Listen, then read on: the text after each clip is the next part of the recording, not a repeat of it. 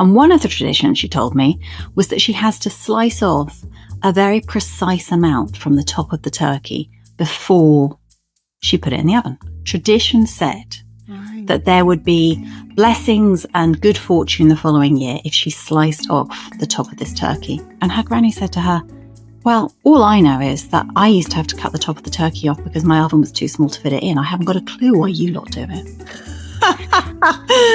And she had, until that point, never thought to actually check out the legitimacy of what was being passed down intergenerationally from mother to mother to mother to mother. She sat there at the table and her children were at the table and she said, guys, you can leave the top on the turkey.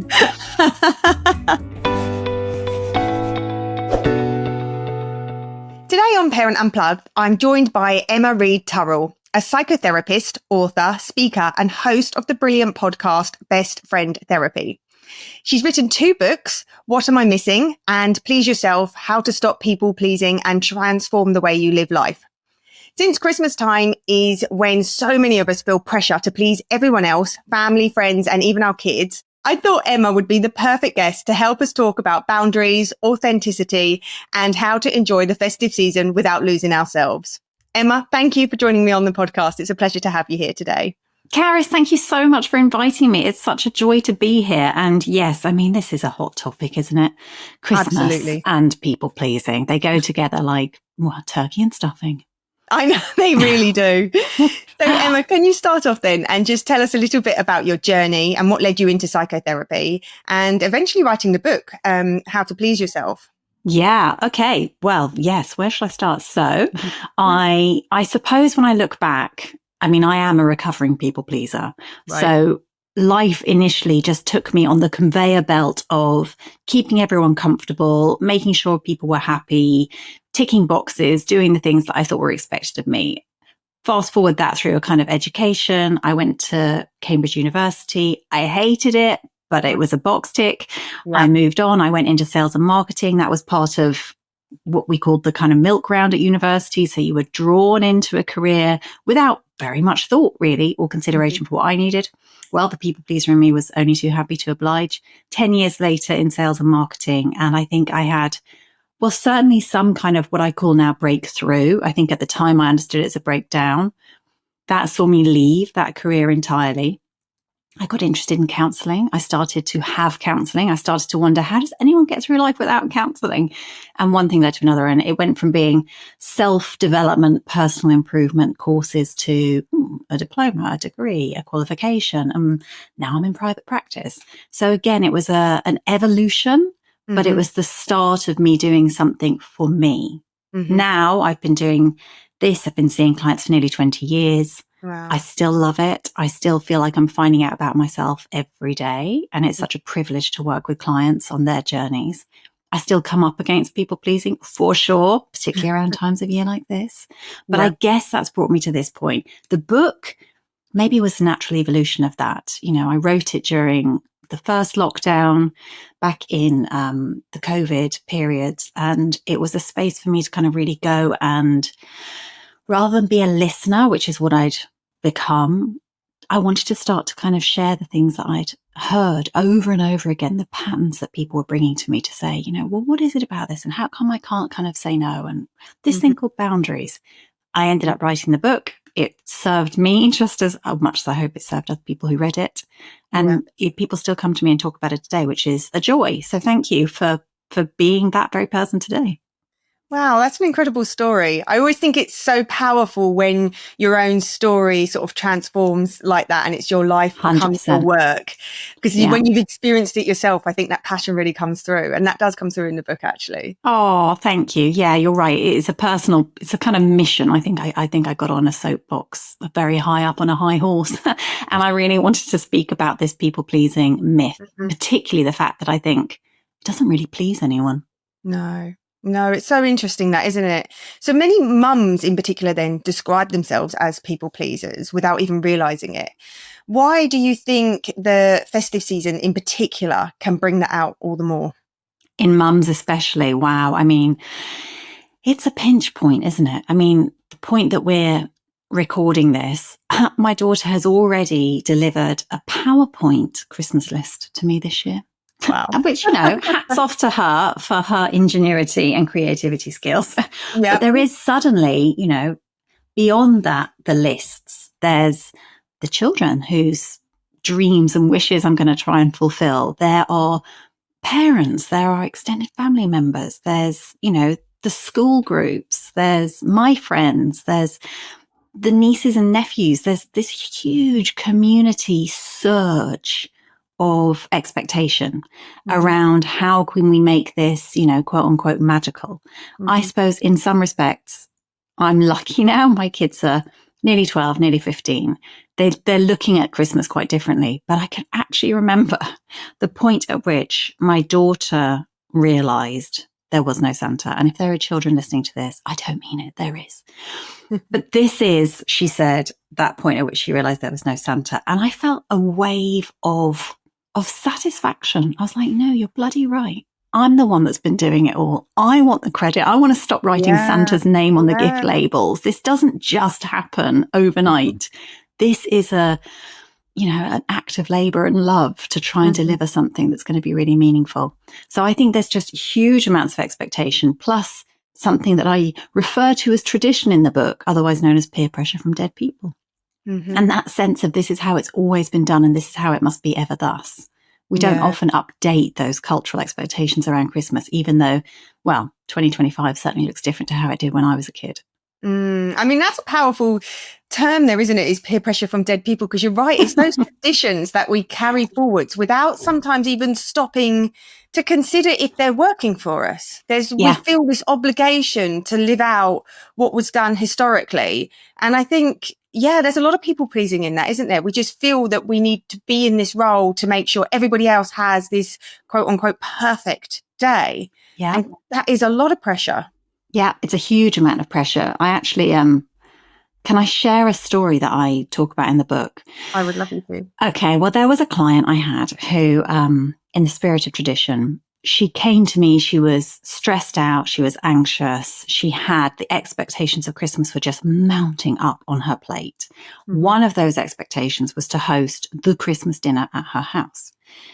All of the planning that went into that, because again, it's not on the day, is it? It's whether or not you're going to book your delivery slot, whether or not you're going to get ahead and actually get the food that you need in time, how you're going to sort your freezer out so that the things that you've bought ahead can actually live somewhere for a period of time. Then where it's all going to go, all the cupboards that suddenly don't just double in capacity, getting it all out on the day, being there while still being the perfect hostess and, having the right expression on your face as you dish up the meal that beyond that point gets eaten in 20 minutes and we're all done and now we're clearing up. So this was her role and we were doing a lot of work about this role. She said to me, one of the things that's most stressful to me is that I have to take all these traditions in my family. And one of the traditions, she told me, was that she has to slice off a very precise amount from the top of the turkey before she put it in the oven. Before her family even roasted their turkey, tradition said that there would be blessings and good fortune the following year if she sliced off the top of this turkey. And we talked about that in a matter-of-fact way.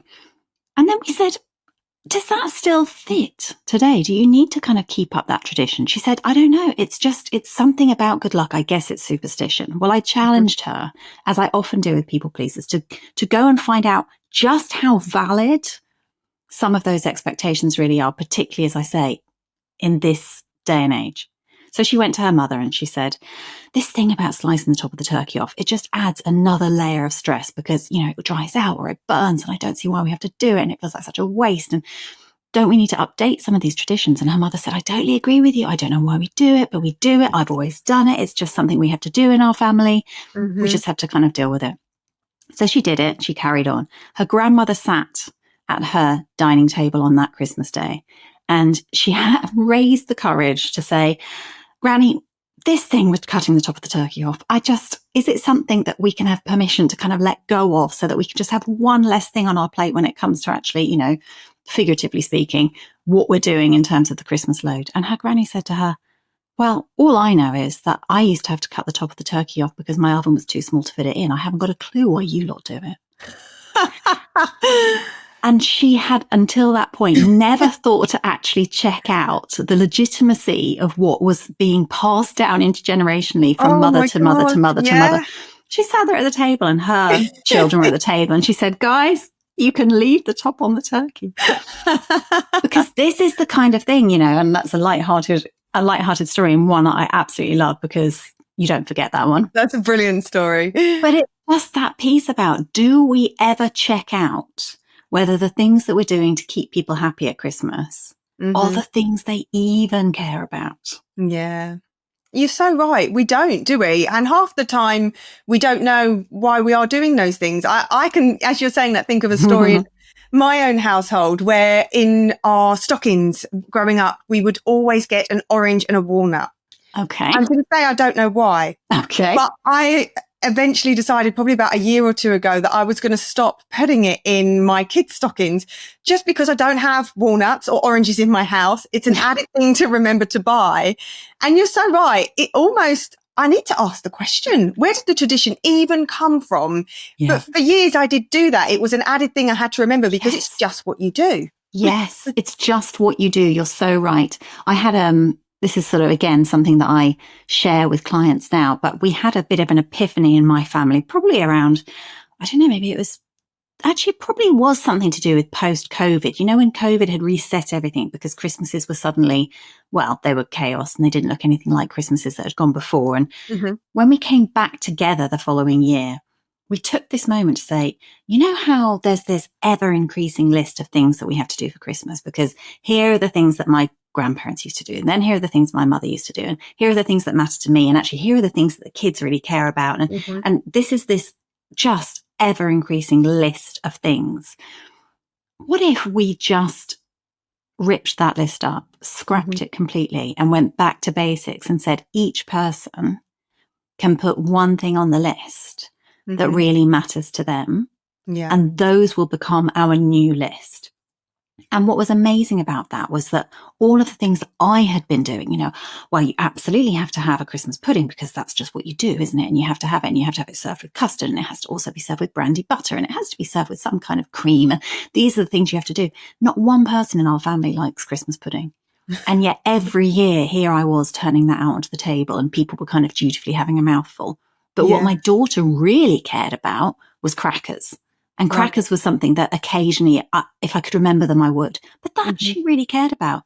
My father has something about having Heinz tomato soup as a starter because that's what he always had when he was growing up on Christmas Day. My mother was much more interested in having some of her Swedish tradition. So she couldn't give a stuff about the turkey, pardon the pun. She was much more interested in whether or not we would kind of sit down on Christmas Eve and light a candle and have a moment of reflection. My son really loved the games. He wanted to have something that was about kind of playing Twister on Boxing Day. Suddenly the list looked so much more achievable and everyone went away with not the perfect day, but their perfect moment. That's the bit for me that I say when I sit down and I have a glass of champagne and I watch Die Hard and I see the villain fall from the top of the tower, that for me is my moment of Christmas. And if I get that, I'm happy. So I always encourage people to think from the kind of bottom up instead of like what's gone before and what do I need to add. That's really powerful, actually. And I've never heard it put like that. And that's so wonderful that everybody has the opportunity to add their thing to the list that they really care about. Because you're right, there's so many traditions that we do that actually we're probably not that fussed about and we would be happy to let go of. But everybody does kind of have that one thing that Christmas does mean to them. So to be able to have the opportunity to make sure you've got your moment, I think that's beautifully put. And most people aren't going to choose a walnut and an orange, are they? No. So parents do often feel a bit like the gatekeeper at Christmas. I mean, juggling extended family, school plays, the kind of endless events around the festive period. How can we start to protect our own time a little and our children's time without that feeling of guilt? Yeah, gosh, that's such an important one, isn't it? Because it's interesting that Christmas, when we're talking about it, we could understand it to be that period of time, you know, maybe from kind of Christmas Eve to New Year's Day, but it really isn't. It starts, doesn't it, the minute that the Halloween decorations get put away in the shops. Right, yeah. And in fact, even now, when I went shopping at the start of October, I'm noticing that Christmas is creeping in to supermarket shelves. Part of it for me is about when we think about gatekeeping, having boundaries around actually, when am I going to turn my attention to it? Mm-hmm. And I choose personally not to turn my attention to Christmas until December. Right. I didn't always do that. I used to try and get ahead. Mm-hmm. I think that's one of the biggest ruses for a people pleaser. The idea that if I get started early, somehow I'm going to achieve more. People are going to be happy and I'm going to have some time to myself later. Well, that never happens. Mm-hmm. It's what we call in therapy terms a Cinderella script. If I can work and get everything done, then I'll go to the ball. Mm-hmm. Except people pleasers never go to the ball because there's always someone else that they can please. Yeah. So for me, I am a guardian of my own time. I say, all right, in December, that's when I'll turn my attention to Christmas. It also means that those first iterations of Christmas lists get their chances to change, well, often half a dozen times before I actually kind of get my credit card out and work out what I need to buy. So I don't get myself in that situation where I've overspent or I've over-invested in something that wasn't really current. I also think that for me, I then see December as a festive period. Mm-hmm. So by that, I mean, I think about what do I want to get from Christmas and what does my family want to get from Christmas? What does it mean to us? What are our values around Christmas? And then I look to try and drop some of those moments in across a whole festive period, maybe a month, which takes the pressure off those final weeks to deliver on everything within that period of time, which is a bit of a crunch period. Mm-hmm. So, for example, in my family in Sweden, the extended family is so vast that there's no way everyone can get together on Christmas Eve. It wouldn't happen. Mm-hmm. So there might be half a dozen different Christmases happening all throughout the month of December that people can kind of drop into and have their Christmas on the 8th of December and not feel guilty that they're not spending time with everybody on this period of time. I think it's also really important to recognize that it's a holiday period. So if I take time off, I'm not going to give that time away to the highest bidder. That's my time off. That's my family time. So between Christmas and New Year, I tend to become a bit of a hermit.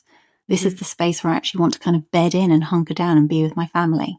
And I guess I recognize that there will be a debt to repay. I will have been to the Christmas fair or to the nativity or to the carol concert. I will have attended the wreath making as part of the PSA, or I will have been part of some procession that's important to the kids. I might have gone to the pantomime. Come January, I also make sure that I get busy repaying that debt so that my time might not come in that moment, but it's not going to get forgotten about forever.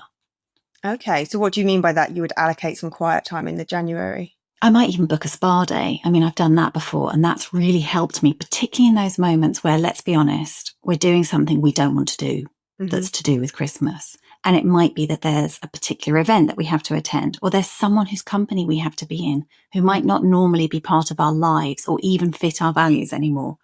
If I'm going to borrow from myself, if I'm going to go into my emotional overdraft to deliver for that, I'm going to book something for myself in January. So I might book a massage. I might book a morning off work where I'm actually going to go and read my book in a cafe and do nothing. I might plan a completely empty weekend so that I have something, not just that I crash into my overdraft and I never repay it, that this is actually something where I'm going to invest back in myself in January. I think that's amazing advice, actually, because I think over the month of December, especially, it can feel like we can become quite withdrawn from our own emotional bank account. Yeah. And that can be quite hard to boundary against sometimes. So do you have any advice on how we do try to put some boundaries in and not kind of constantly withdraw? Because with sometimes family expectations, other people might expect you to say be at a lot of events or things that you don't feel you have time for, especially when there's children involved. Everybody kind of wants a piece of that, and that can be quite draining as the gatekeeper. Yeah, I think you're absolutely right. And there's a kind of good news and bad news, I think, at this point. The good news is that you absolutely can set boundaries and you absolutely can protect your time. The bad news is you can't do it without disappointing people. Mm-hmm. And I think the bottom line of all people-pleasing recovery is that we have 2 stages. The first stage is often, oh, I was able to put a boundary in and say that, you know what, for the Sundays of December, I'm not going to do anything outside the home. Mm-hmm. So if you want to come to me. Or if you want to be part of the Sunday roast that I'm already cooking, great. Or actually, today's a day where I'm just going to give myself a bit of time back and watch the Christmas movies that make me feel festive. Sometimes that first stage feels more achievable because clients will say to me, and it was okay. When I told this mum that I couldn't do something that she was inviting me to, she said, oh, that's brilliant. You've given me permission to say the same. That's great. It was a win-win. Mm-hmm. That's stage 1 of people-pleasing recovery. Put the boundary in and find out that people are okay with it. But the second stage, which is much more important, is put the boundary in even when people aren't okay with it.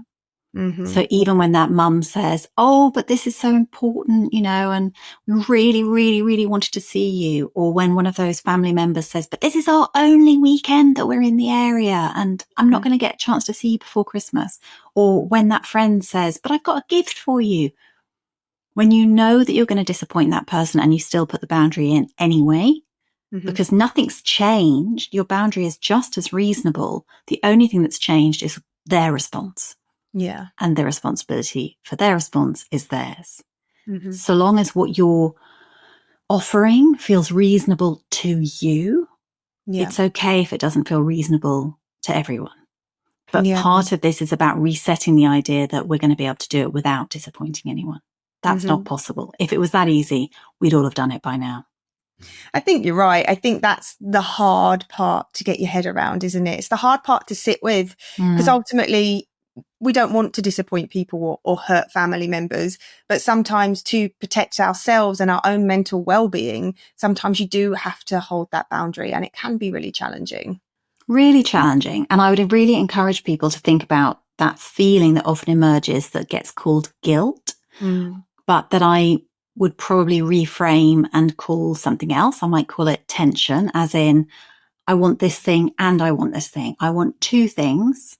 Let's say, for example, I want my kids' grandparents to be happy and to feel that they've seen the kids in the way they wanted to. And I want us to have some time just to regroup this weekend because it's been a full-on week and, so-and-so's run down and so-and-so's got a lot on next week. I want these 2 things. Yeah. So I'm going to call that tension. 2 things. I want more than one thing. That's tension. That's not a cause for guilt. Guilt's a feeling that we're really only supposed to feel, evolutionarily speaking, if we've done something objectively wrong. Right. And wanting more than one thing is not objectively wrong. But where I would suggest people get a bit curious is actually whether the unreasonable behavior actually isn't the wanting more than one thing, but it's the reaction of other people to that reality. So let's take that example. The grandparents really want to see the children. Well, that's great. They can really want to see the children and not be able to and manage their disappointment. We haven't disappointed them. They are disappointed. Yeah. And actually, as parents, one of the things that I find really important as we go through parenting our own children is to teach our children that, yes, I want to protect you from these big, nasty, horrible, painful feelings in the world. And the way I'm going to protect you from them is to prepare you for them, not to prevent you feeling them. So I'm going to allow you to see me disappointing other people. I'm going to allow you to see me feeling disappointed. I'm going to allow you to experience disappointment, to notice that actually by preparing you for the disappointments in life, then I'm protecting you. If I try to shield everybody from it, we're no better off. You put that so beautifully. I think that really is such an important message there. Yeah. And I think for me, it's one that's really responsible.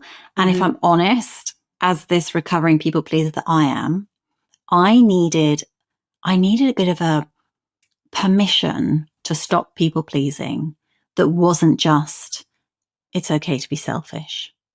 That wasn't working for me, even though objectively I could see that my needs did matter. And I wasn't saying that I was going to put myself first, but I was saying that I was going to also include myself. That just didn't quite cut it when push came to shove. what helped me stop people pleasing was realizing that I do a disservice to the people that I please, that they're often not pleased because I've been mind reading them in the first place, that I often disable them in life because I don't expose them to the realities of, for example, disappointment. And that actually by giving myself permission to meet my needs, I stop outsourcing the responsibility for meeting my needs to this person that I'm trying to please. Have I done enough? Are you happy enough with me? Can you approve of me now? Because then I can feel okay. That's actually not a fair responsibility to give to someone else, to say, please be pleased with me. Yeah. It can create more issues in relationships when actually, of course, what I'm trying to do is reduce the friction. What I'm doing instead is bringing in this kind of layer of confusion and complication that makes things harder.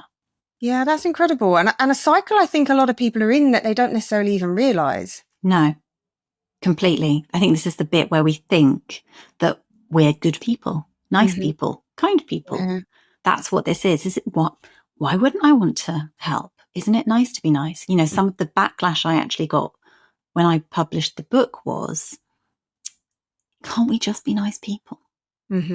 I've heard that before. Yes. Like it was quite popular for a while to say, just be kind. And for me, kind actually includes being responsible and sincere and accountable. It's not the same as just saying, do the thing that keeps the person comfortable.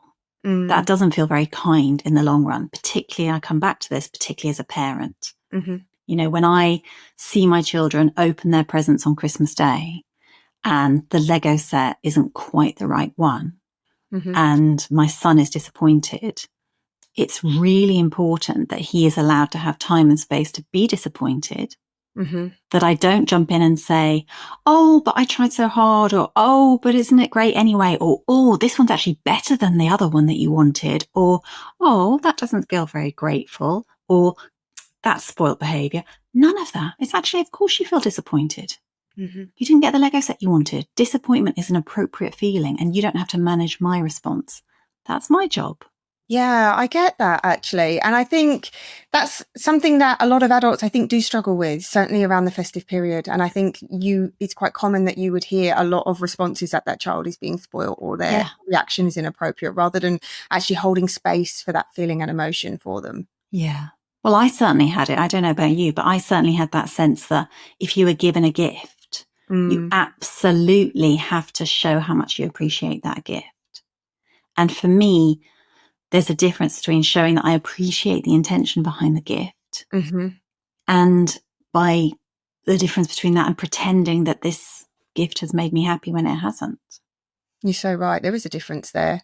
And I think as well, sometimes holding those boundaries, as you spoke about, can also be to protect our children, in the sense that there is a lot going on and the children have very busy schedules. I know, speaking from my own experience, school kind of ramps up with all the festivities, illness ramps up. Yes. And the children can become very tired and overwhelmed. Yeah. And sometimes you need to uphold that boundary to say, it is a Sunday and unfortunately we're not going to get together today because my children just need rest. Yes. We just need to close that door and allow them to have space where they can have their feelings and emotions without other people's eyes and judgments, or feeling that they have to adhere to a certain environment, and just be themselves and have that downtime. Yeah. I mean, they need it. I need it. Absolutely. I need it. I think about that this is hard enough for me to keep going in that way, but for like small humans. Yeah. This is really hard. And to ask them all the time, override your nervous system. Yeah. Ignore that feeling that's dysregulated. Just suck it up, get on with it, is a really dangerous message. And I think it's one that does not belong in today. I agree. So gifts can be quite tricky, obviously, over the festive period. What if a family member buys things you don't want your children to have? How can we handle that without causing any conflict? Maybe what you've just said is exactly to that point about that second stage of people pleasing. How can I handle that without causing conflict?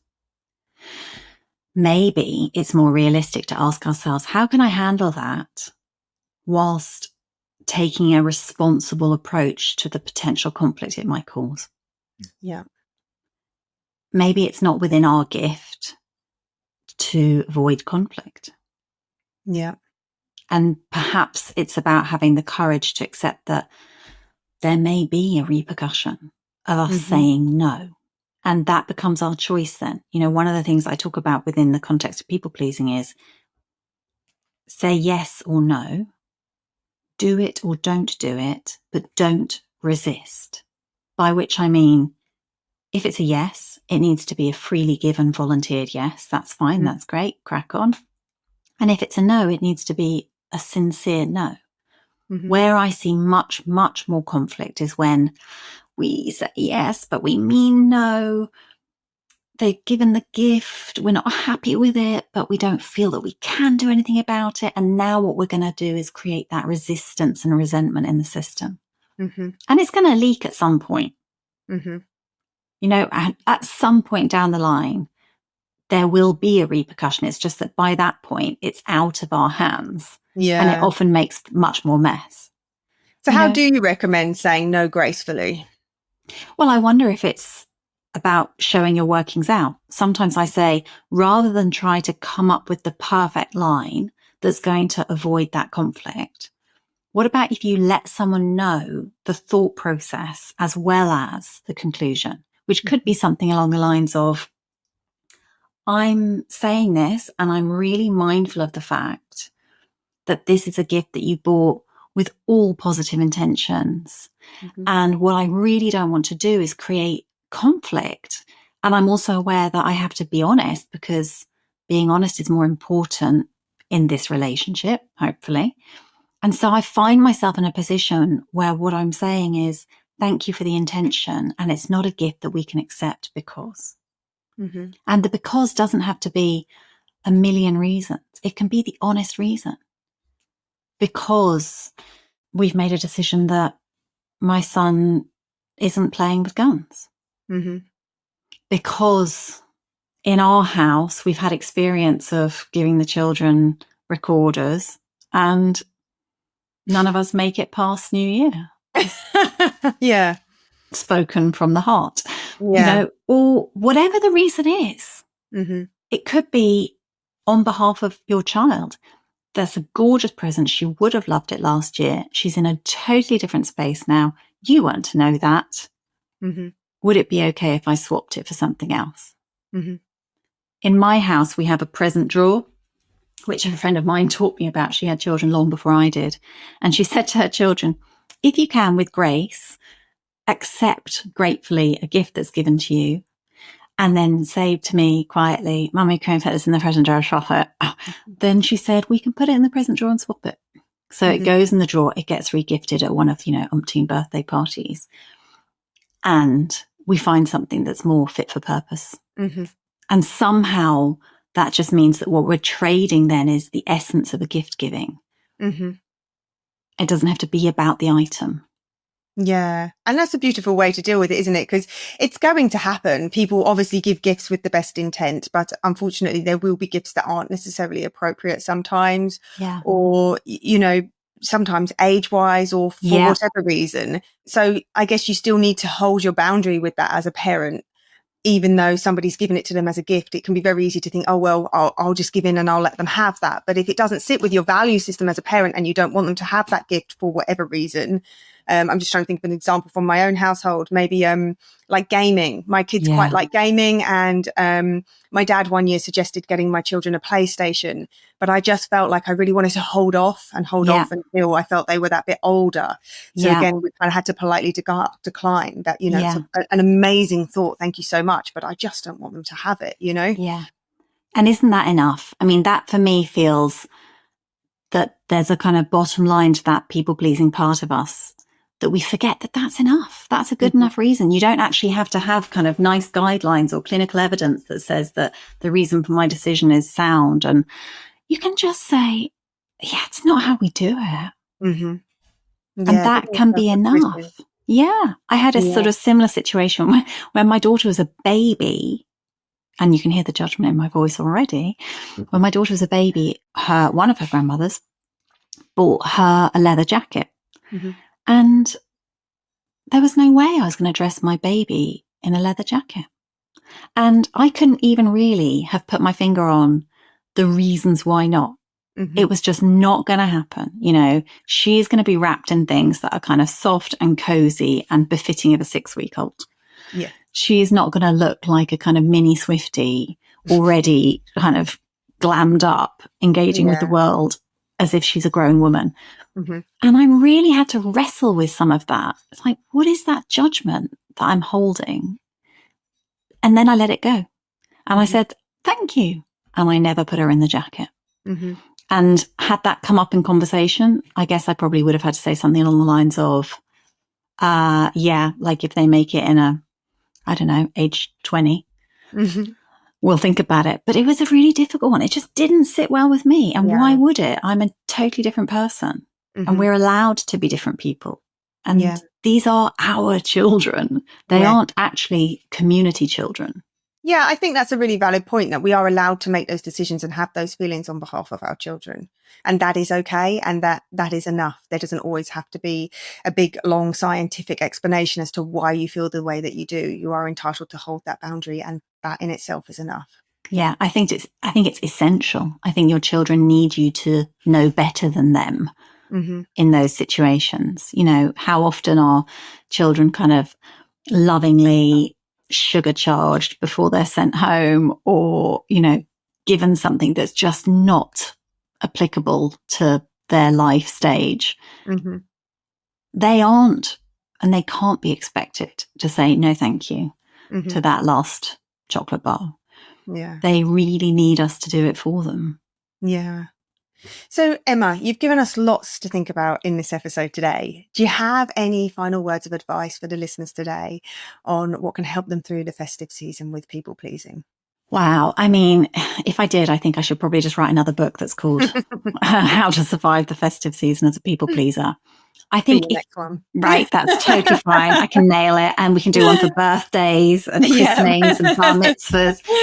I think the reality is that you are going to feel it at this time of year, even if, you know, you really found yourself in the summer and you were able to kind of find your stride and find your voice.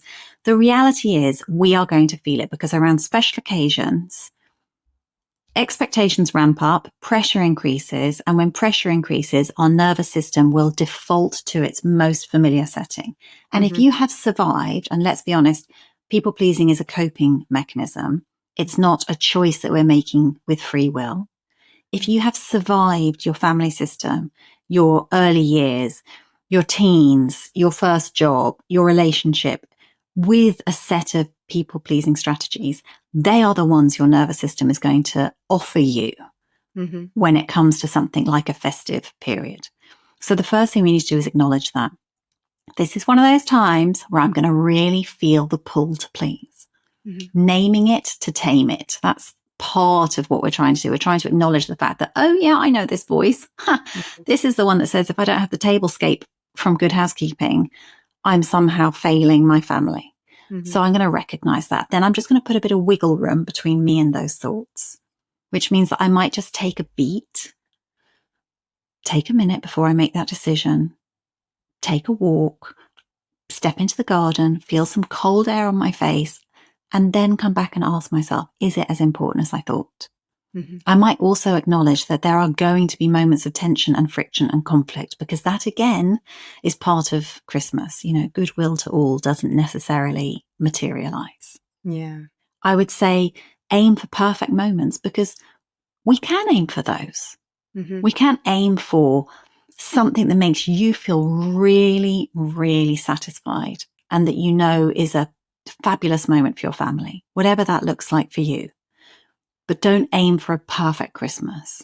And then whatever you've used up in this run up, see if you can remember to repay it yourself in January, and pick back up on some of those really good people pleasing recovery behaviors too.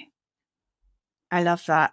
Emma, you've given us so much helpful advice to help us get through the festive season in this episode, from the family traditions and how we can handle the people-pleasing tendencies in us, and to hold those boundaries and know that that's okay to do. And yeah, just the family time and giving back to ourselves in January. I think I've really taken that message from Great. this. I think that's a wonderful thing to leave our listeners with as well. So thank you for your time today. Absolute pleasure. Thank you so much for having me.